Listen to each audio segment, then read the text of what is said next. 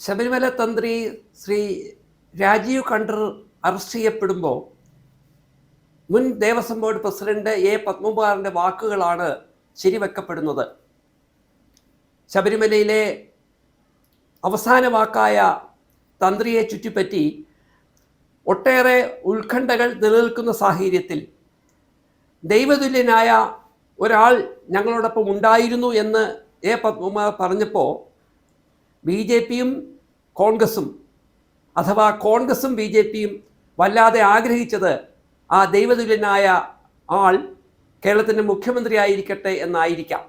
എന്നാൽ ശബരിമലയുടെ അവസാന വാക്ക് തന്ത്രി ആയ രാജീവ് കണ്ഠരോ അവർക്ക് സമാനരായ ആ കുടുംബത്തിലെ അംഗങ്ങളോ ആയിരിക്കുമെന്ന് ഇതിനു മുമ്പ് ശബരിമലയിൽ ബിന്ദുവും കനകദുർഗയും പ്രവേശിക്കുന്ന സാഹചര്യത്തിൽ രാജീവ് കണ്ഠർ വ്യക്തമാക്കിയിരുന്നു.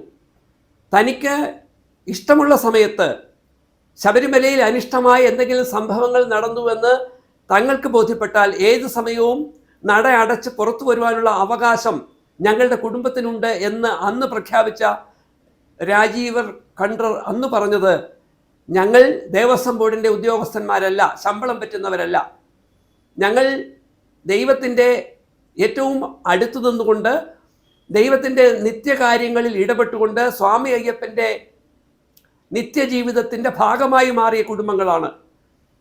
ഒരു നൂറ്റാണ്ടിലേറെയായി ഞങ്ങൾക്ക് ശബരിമലയുമായിട്ടുള്ള വൈകാരിക ബന്ധത്തെ ചോദ്യം ചെയ്യാൻ ആർക്കും അവകാശമില്ല എന്ന് വാദിച്ച കണ്ഠർ രാജീവൻ ഇതാ SIT അറസ്റ്റ് ചെയ്യുമ്പോൾ സ്വാമി അയ്യപ്പൻ്റെ സ്വർണ്ണ ഉരുപ്പടികൾ മോഷ്ടിച്ചു കൊണ്ടുപോയതിൽ നിർണായക പങ്ക് ഇതേ രാജീവ് കണ്ഠർക്കുണ്ട് എന്ന് നാം വിശ്വസിക്കേണ്ടി വരുന്നത് തീർച്ചയായും വിശ്വാസത്തിൻ്റെ ഭാഗമായി രാജ്യത്ത് നടക്കുന്ന, കേരളത്തിൽ നടക്കുന്ന കൊള്ളയ്ക്ക് ദൈവത്തിനോടൊപ്പം നിൽക്കേണ്ട ആളുകൾ തന്നെ ചൂട്ടുപിടിക്കുന്നു എന്നതിന് തെളിവാണ്.